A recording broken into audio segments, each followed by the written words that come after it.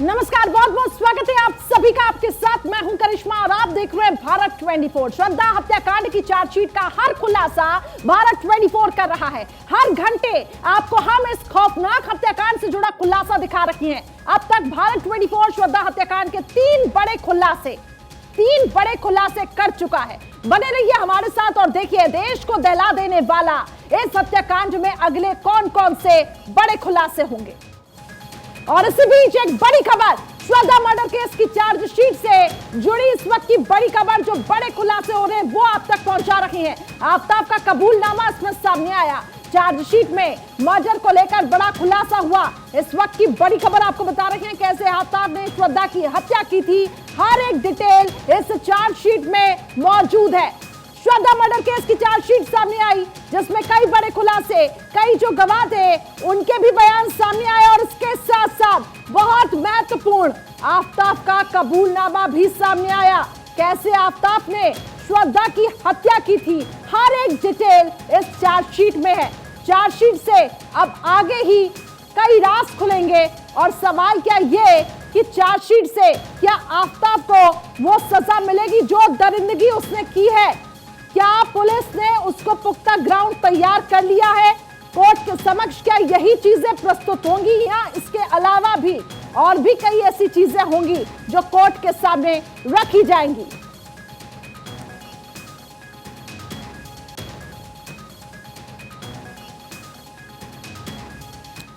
तो श्रद्धा हत्याकांड के तीन बड़े खुलासे जो चार्जशीट में मेंशन किए गए वो हमने आपको अब तक बता दिए हैं, लेकिन चौथा बड़ा खुलासा आखिर चार्जशीट में क्या कुछ है वो अब आपको बताने जा रहे हैं। भारत 24 के पास एक्सक्लूसिव वो चार्जशीट की कॉपी है जिसमें कई बड़े खुलासे किए गए। आफ्ताब को मर्डर आखिर क्यों करना पड़ा?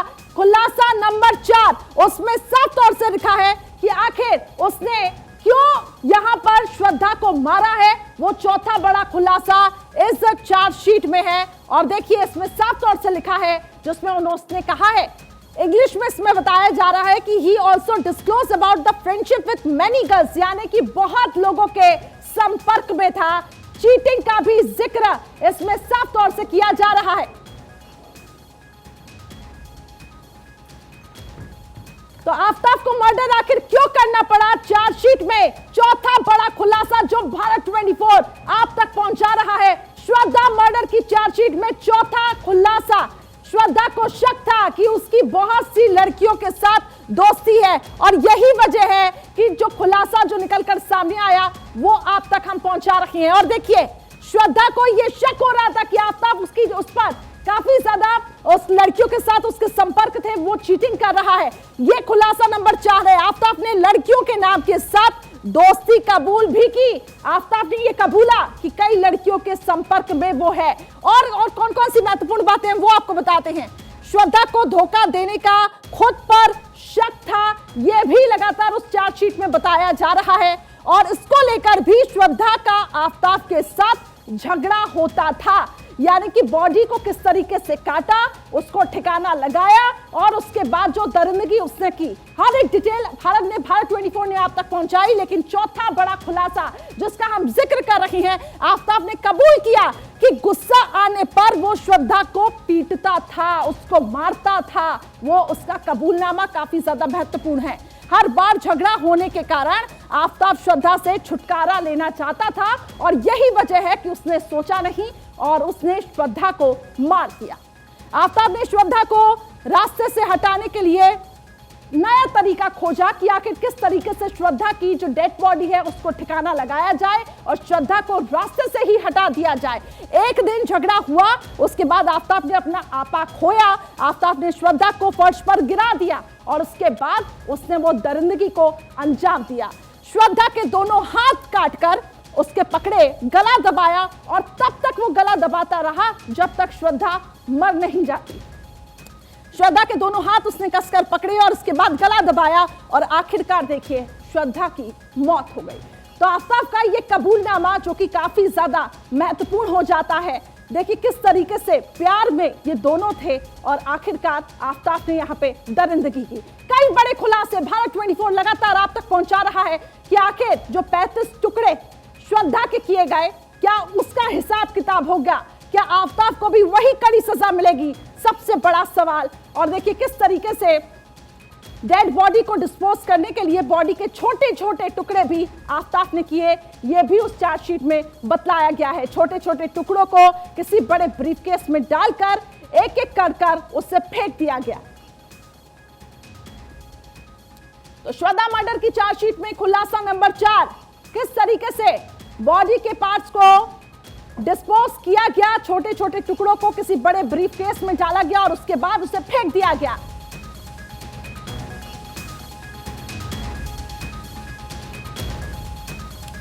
सुरेश झा मेरे सहयोगी अधिक अपडेट्स के साथ जुड़ चुके हैं। सीधे सुरेश, मैं आपकी तरफ रुख करूंगी क्योंकि जो लगातार भारत 24 खुलासे कर रहा है, चार्जशीट में कई ऐसे बड़े खुलासे कि आखिर इस दरिंदगी को कैसे अंजाम दिया गया। चौथा खुलासा यह कि आफ्ताब लगातार श्रद्धा पर चीटिंग कर रहा था और श्रद्धा को इस बात का शक था और यही वजह थी कि दोनों में झगड़े भी हुआ करते थे और आखिरकार आफ्ताब ने अपना आपा खोया और श्रद्धा को रास्ते से हटाने की सोच ली।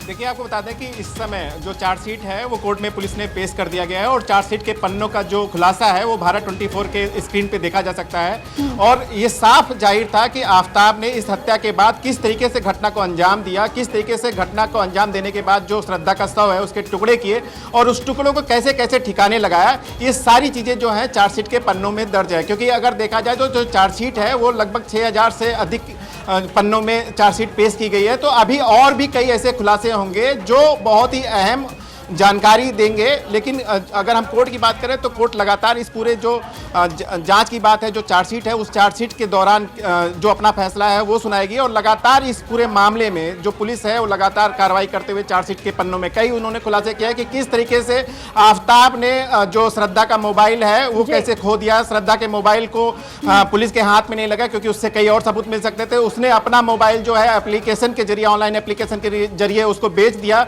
नया उसने मोबाइल लिया, उस नए मोबाइल के जरिए वो फिर संपर्क करता था। इसके अलावा जिस दिन उसने हत्या की उसी दिन उसने श्रद्धा के अकाउंट से, बैंक अकाउंट से, अपने बैंक अकाउंट में एप्लीकेशन के जरिए उसने 54,000 रुपए ट्रांसफर किए, जिससे उसने सामान खरीदे, किस जगह से उसने आरी खरीदे और किस बेदर्दी की तरीके से, एक बेरहमी की तरीके से उसकी हत्या करने के बाद उसके शव के टुकड़े टुकड़े काट करके उसने ठिकाने लगाया। उसके जो सर है, क्योंकि सर को कहीं ऐसी जगह फेंका नहीं जा सकता था क्योंकि पुलिस के लिए सबसे जो बड़ा सबूत है वो श्रद्धा का सर ही होता। सर अगर मिल जाता तो निश्चित रूप से श्रद्धा की पहचान हो सकती थी। तो उसको किस तरीके से नष्ट करना है, उसके नाखून, उसके बाल को किस तरीके से उसको ठिकाने लगाना है, क्योंकि डीएनए की जो जांच रिपोर्ट आई है उसमें भी ये साफ जाहिर हो चुका है कि जो बॉडी के पार्ट्स थे वो श्रद्धा के ही थे। तो निश्चित रूप से अगर देखा जाए तो चार्जशीट पेश हो चुकी है। चार्जशीट के जो खुलासे हैं वो आने वाले दिनों में और मजबूती के साथ जो आफ्ताब है उसको फांसी के फंदे पे पहुंचाने के लिए सहायक होगा और निश्चित रूप से जो कोर्ट है इसमें आने वाले दिनों में एक बहुत ही कड़ा फैसला लेगी। बिल्कुल, और ये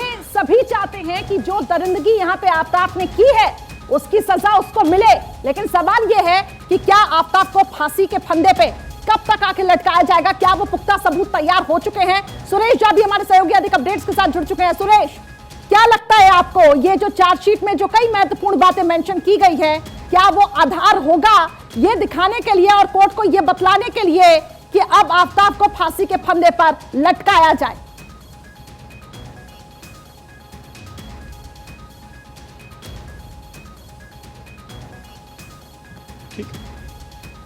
सुरेश, आप तक मेरी आवाज पहुंच पा रही है?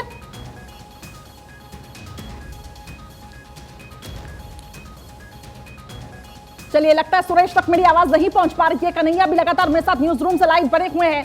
कन्हैया, जिस तरीके से हम चार्जशीट को लेकर खुलासा कर रहे हैं, खुलासा नंबर 1, किस तरीके से उसकी बॉडी पार्ट्स को काटा गया है, वो चॉपर आखिर कहां से लाया, चाकू की नोक से दाहिने हाथ पर कट भी लग गया था लेकिन फिर भी वो डरा नहीं। देखिए, आपको बता दें कि इस पूरे चार्जशीट में जितने भी खुलासे हुए हैं वो पहले ही भारत 24 ने अपने दर्शकों तक बताया है। क्योंकि इस तरीके की जो जांच, जब पुलिस जांच कर रही थी, पुलिस पूछताछ कर रही थी, तो आफ्ताब ने इन सारे पॉइंट्स के बारे में पुलिस को जानकारी दी थी। चार्जशीट में कुछ अहम सुराग मिले हैं जिसमें मोबाइल की जानकारी है। इसके अलावा अगर देखा जाए कि अपना मोबाइल उसने बेच करके दूसरा मोबाइल लिया था, क्योंकि एसएमएस या किसी तरीके से एप्लीकेशन का जो डाटा सिंक होता है मोबाइल में, जो हार्ड डिस्क होती है, उसमें वो डाटा ना मिले, क्योंकि पुलिस से वो लगातार बचने की कोशिश कर रहा था। जिसने चापड़ कहां से लिया है, उस दुकान पे पुलिस जा चुकी थी, वहां भी पूछताछ की जा चुकी थी। इसके अलावा उसने बताया कि हथियार जो काटने का उसने लिया था उसमें एक चाकू बहुत नोकदार था, जो बैग फाड़ करके उसके हाथ पर लग गया, जहां पर उसने टैटू बनवाया हुआ था। जिसके बाद उस कट का जो इलाज है वो पास के ही डॉक्टर के पास जाकर के उसने कराया था। इस सब की जो जानकारी के बाद भी कन्हैया देखिए, इस आरोपी आफ्ताब की व्यू नहीं काफी है। पांचवा बड़ा खुलासा भारत 24 करने जा रहा है कि आखिर देखिए किस तरीके से आफ्ताब ने इस पूरे घटनाक्रम को अंजाम दिया। हर एक डिटेल चार्जशीट से जुड़ी आप तक हम पहुंचा रहे हैं। पांचवा बड़ा खुलासा, श्रद्धा का इंस्टाग्राम अकाउंट मेरे फोन में लॉगिन था, ये चार्जशीट में बड़ी बात कही गई। इसके बाद देखिए आफ्ताब ने आखिर क्या किया वो आपको बताते हैं। जिससे मैंने श्रद्धा बनकर उसके दोस्त को मैसेज भी भेजा, उसको रिप्लाई किया। लगातार जो आरोपी आफ्ताब है वो श्रद्धा का जो इंस्टाग्राम अकाउंट है उस पे लगातार एक्टिव रहता था और मैसेजेस भेजता था।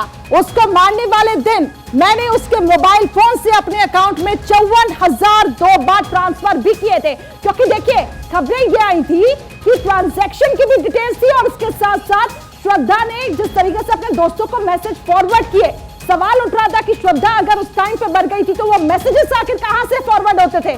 तो ये कबूलनामे में साफ तौर से आया कि आफ्ताब उसके अकाउंट को हैंडल करता था। मैं जून के पहले हफ्ते में मुंबई में अपने वसई वाले किराए के फ्लैट से सामान लेने भी गया था। यह भी बड़ी बात उस चार्जशीट में कही गई है। तो कहानी बनाने के लिए मैंने 6 जून 2022 को क्रेडिट कार्ड से अपने अकाउंट में 6,000 रुपए ट्रांसफर भी किए। यह भी बड़ी बात उस चार्जशीट में आफ्ताब के कबूलनामे में सामने आई, जिससे उसके बिल के लिए कॉल ना आए। इस तरीके से इस पूरे घटनाक्रम को अंजाम दिया गया ताकि किसी को पता ही नहीं चल पाए कि श्रद्धा जिंदा है या श्रद्धा मर गई है। बाद में मैं वापस छतरपुर पहाड़ी आ गया था, जहां पहले बताया जा रहा था कि जैसे ही इनके दोस्त बद्री के घर पे इन दोनों की लड़ाई हुई थी, ये लोग छतरपुर चले गए थे। इसके बाद वापस जब दिल्ली आए थे तो उस पूरे घटनाक्रम को अंजाम देके आफ्ताब फिर से छतरपुर चला गया था। तो लगातार हमारे सहयोगी बने हुए हैं, सुरेश झा हमारे साथ सहयोगी जुड़ चुके हैं। सुरेश, खुलासा नंबर 4, चीटिंग की थी किस तरीके से आफ्ताब ने, उसका भी जिक्र भारत 24 ने दिखाया। जो चार्जशीट भारत 24 के पास एक्सक्लूसिव है। खुलासा नंबर 5, उसने आखिर कैसे मारा और मारने के बाद वो वापस छतरपुर आया, इसका भी जिक्र है। क्या समझा जाए, क्या ये पुख्ता सबूत, कबूलनामा क्या एक पुख्ता सबूत है? क्योंकि नार्को टेस्ट में भी आफ्ताब का कबूलनामा था, लेकिन क्या इसको बेनिफिट ऑफ डाउट दे दिया जाएगा? किस तरीके से पुलिस अब इसमें आगे की कार्रवाई करेगी और कोर्ट के सामने सबूतों को रखेगी? सुरेश, देखिए, मैं आपको बता दूं कि जिस तरीके से श्रद्धा की हत्या का जो आफ्ताब ने अंजाम दिया है, वो आप जान सकते हैं कि किस तरीके से उसने पूरी सोची समझी रणनीति के तहत, क्योंकि उसका जो दिमाग में तो शातिरपन था। क्योंकि आपको जान के ताज्जुब होगा कि हत्या के बाद भी जिस तरीके से वो उसी घर में रहा था जिस घर के अंदर श्रद्धा की लाश रखी हुई थी, और वो लगातार उस घर में खा रहा था, पी रहा था, लगातार लोगों से मिल रहा था, और उसके चेहरे पे कहीं से भी शिकन नहीं था। इस हत्याकांड का जब खुलासा होता है तो पूरे देश के अंदर आप देख सकते हैं लोग सड़कों पर उतर जाते हैं, क्योंकि लोगों ने कहा था कि श्रद्धा के शव के टुकड़े करने वाला कोई इंसान नहीं हो सकता, बल्कि वो हैवान हो सकता है, वो राक्षसी इस तरह के घटना को अंजाम दे सकता है। क्योंकि जो शख्स उस लड़की से प्रेम करता था, उससे प्यार करता था, और वो लड़की जो पूरा घर बार छोड़ के अपने माता पिता को नाराज करके वो शख्स के साथ रहने के लिए आई थी, लेकिन वो आफ्ताब उसी लड़की के भरोसे का कत्ल कर देता है, उसको जान से मार देता है, ना सिर्फ उसकी हत्या करता बल्कि उसके शव के टुकड़े टुकड़े कर देता। पूरे देश के अंदर इस घटना ने हिला कर रख दिया था। पूरे देश के अंदर लोग सड़क पर उतर आए थे, लोगों ने कैंडल मार्च तक किया था। लोग यही चाहते थे कि श्रद्धा के हत्यारे आफ्ताब को फांसी मिले। अब पुलिस ने चार्जशीट दाखिल की है, चार्जशीट में जिस तरीके से खुलासे किए गए हैं वो काफी है, लेकिन हमारे देश के अंदर कानून है और आरोपी को भी अपनी बात कहने का पूरा अधिकार है। बिल्कुल। और लेकिन जिस तरीके से इसके अंदर कहा जा रहा है कि पुलिस के लिए बड़ी चुनौती होगी इस घटना को जिस तरह से अंजाम दिया गया था, आफ्ताब को फांसी के फंदे तक पहुंचाने के लिए बड़ी चुनौती होगी, लेकिन पुलिस ने पुख्ता सबूत इकट्ठा किए हैं। क्योंकि इसमें आपको बताने सबसे बड़ी बात यह है कि जो उसका डीएनए टेस्ट हुआ है लड़की का, श्रद्धा का, वो डीएनए टेस्ट उसके घर वालों से मिल गया। यानी यहां तक तो पुलिस पहुंच चुकी है कि श्रद्धा की जो हत्या हुई है ये वही लड़की श्रद्धा है जिसकी हत्या उस आफ्ताब ने की है, उसके प्रेमी ने की है, जिस पर वो बड़ा बेनता भरोसा और जैसा कि आप जिक्र कर रहे थे, कबूलनामा तो है, लेकिन जैसा कि जो कोर्ट है, कानून है, वो आरोपी को भी अपनी बातों को रखने के लिए इजाजत देता है। और क्या हम समझे क्या आफ्ताब अपने कबूलनामे से पलट तो नहीं जाएगा? इन सब के बीच देखिए, पहले नार्को टेस्ट होता है, डीएनए सैंपल्स मैच किए जाते हैं और उसके बाद ये चार्जशीट तैयार की जाती है। कन्हैया भी लगातार मेरे साथ बने हुए हैं। कन्हैया, जिसका जिक्र मैं बार बार कर रही थी, ठीक है मैं लौटूंगी कन्हैया, लेकिन अब आपको खुलासे जो लगातार इस चार्जशीट में हो रहे हैं वो एक बार फिर से बताते हैं। खुलासा नंबर 5 जिसका भारत 24 एक्सक्लूसिव चार्जशीट में जिक्र कर रहा है, वो अब तक हम पहुंचा रहे हैं। देखिए, जो खुलासे हो रही हैं वो यही कि जिन औजारों से श्रद्धा के बॉडी पार्ट्स को काटा गया था, अब आफ्ताब ने उसको कैसे ठिकाने लगाया वो अब तक बता रही हैं। मैं आपको बॉडी पार्ट्स रिकवर करवा सकता हूं, ये भी बड़ा खुलासा उस चार्जशीट में। यानी इसे समझिए, आफ्ताब का ये कबूलनामा कितना महत्वपूर्ण हो जाता है जब वो ये कहता है कि उन बॉडी पार्ट्स को वो रिकवर करा सकता है। श्रद्धा के होठ पर लगा स्टड और उसका फोन मैंने एक डिब्बे में डालकर कहीं एक ऐसे इलाके पे फेंका जहां पर चलती ट्रेन से उसको फेंक दिया गया, जहां पे उसको ठिकाना लगाया जा सके और किसी को भी इसकी भनक ना हो। मानिकपुर पुलिस के पास पूछताछ के लिए मैं जा रहा था, इसलिए मैंने उन जो बॉडी पार्ट्स है और जो भी चीजें श्रद्धा से जुड़ी हुई थी उसको मैंने फेंक दिया ताकि किसी को भी शक ना हो। मैंने श्रद्धा का मर्डर करके उसकी बॉडी काट कर अलग अलग जगह पे डिस्पोज भी कर दिया ताकि पुलिस के लिए यह चुनौती बनी रहे और आफ्ताब सलाखों के पीछे ना जाए। इसके साथ साथ उसके कबूलनामे में और एक इंपॉर्टेंट पॉइंट, मुझसे गलती हो गई, मुझे माफ कीजिएगा, वो माफी मांग रहा है। तो ऐसे में सवाल उठता है, जो दरिंदगी उसने की, जो रूह कपाने वाली वारदात को उसने अंजाम दिया, तो क्या इसके बाद कोर्ट उसको माफ करेगा?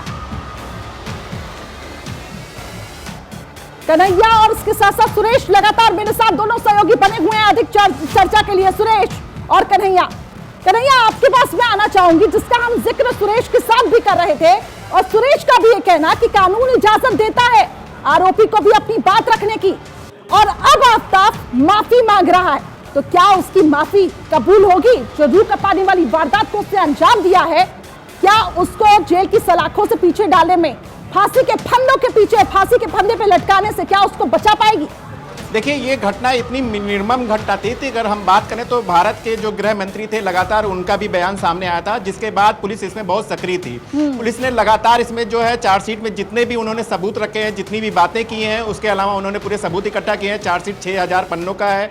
इसके साथ ही साथ चार्जशीट में जुड़े हुए हर एक पंक्ति, हर एक लाइन के से जुड़े हुए जो सबूत हैं वो पुलिस को कोर्ट के समक्ष पेश करने पड़ेंगे।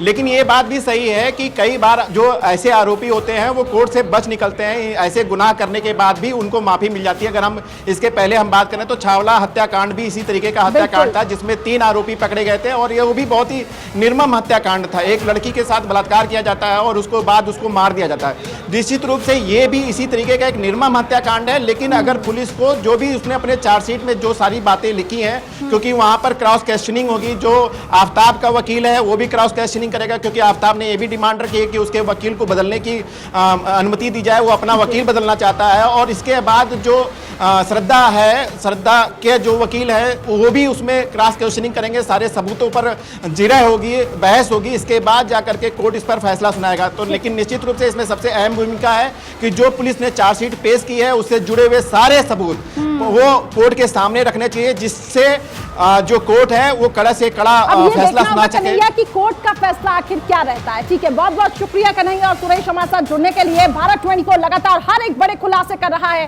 जो चार्जशीट में मौजूद है। आफ्ताब का कबूलनामा, अब आगे के बड़े खुलासे रात 8 बजे भारत 24 करेगा। लगातार आप सभी बने रहिएगा। आगे अब बढ़ते हैं, रुक करते हैं अगली बड़ी खबर का। बीजेपी का कांग्रेस पर बड़ा हमला। रविशंकर प्रसाद ने प्रेस कॉन्फ्रेंस की और एक बड़ा हमला किया। अपने घोटाले याद करे कांग्रेस, बीजेपी का यह कहना है। राजीव गांधी ट्रस्ट को चीन से पैसा मिला है, बीजेपी ने यह बड़ी बात कही। आपके ट्रस्ट को जाके नाइक से भी पैसा मिला है। राहुल का परिवार बेल पर है। बीजेपी का बड़ा आरोप, अगस्ता वेस्टलैंड घोटाला क्या है, इस घोटाले की याद बीजेपी ने कांग्रेस को दिलाई। आपके परिवार का आचरण यही है। रॉबर्ट वाड्रा को डीएलएफ से फायदा हुआ है। राफेल के सौदे में कांग्रेस ने देरी की। नीरव मोदी से कौन मिलने जाता था, बीजेपी ने कांग्रेस पर बड़ा हमला बोलते हुए आरोप लगाया। राहुल गांधी बताएं, नेशनल हेराल्ड आखिर क्या है? आज गांधी परिवार की सच्चाई बताना बहुत जरूरी है। 2024 में जनता आपको प्रभावी जवाब देगी बीजेपी का कांग्रेस पर बड़ा हमला। यूपीए में एयरपोर्ट का निजीकरण हुआ। देश जानता है आखिर कैसे लाइसेंस दिए जाते हैं। बोफोर्स घोटाले का भी यहां पर जिक्र किया गया। राहुल के पिताजी पर उसका भी आरोप है। बीजेपी ने कांग्रेस पर हमला बोलते हुए बड़ी बात कही है। राहुल गांधी जी, आज मुझे थोड़ा आपके इस मेमोरी को करप्शन के बारे में रिवाइव करने की आवश्यकता है। आप बेल पर हैं, आपकी माताजी बेल पर हैं, आपके बहनोई बेल पर हैं, और आपकी बहन को एक जेल गए बैंकर ने करोड़ों में एक तस्वीर बेची थी। सच्चाई है कि नहीं? 90 करोड़ के लोन को राइट ऑफ कर दिया गया और नेशनल हेराल्ड ऐसे पुराने वेल नोन न्यूज़पेपर जो उसका पब्लिकेशन बंद था, वो सारे शेयर आपके पास आ गए और उसके माध्यम से पूरी संपत्ति, क्या दिल्ली, क्या लखनऊ, क्या चंडीगढ़, क्या मुंबई, हजारों करोड़ की संपत्ति आपके और आपकी माताजी के पास आ गई। आप हाई कोर्ट गए थे ना क्वाशिंग के लिए, असफल हो गए। आज आप ट्रायल फेस करने वाले हैं। ये सिर्फ नेशनल हेल्थ का मामला नहीं है, एक राजीव गांधी ट्रस्ट भी है अमेठी में, जहां 1.5 बीघे से ऊपर जमीन ली गई, कुछ काम नहीं हुआ। आज उसको भी योगी जी की सरकार ने रिकवर किया। बाकी ऑगस्टा वेस्टलैंड घोटाला क्या है राहुल जी, आप याद करिए, 2013 में ऑगस्टा वेस्टलैंड से कमीशन लेने का आरोप था कि 12 हेलीकॉप्टर खरीदने में 360 करोड़ रुपए की रिश्वत की बात आई थी।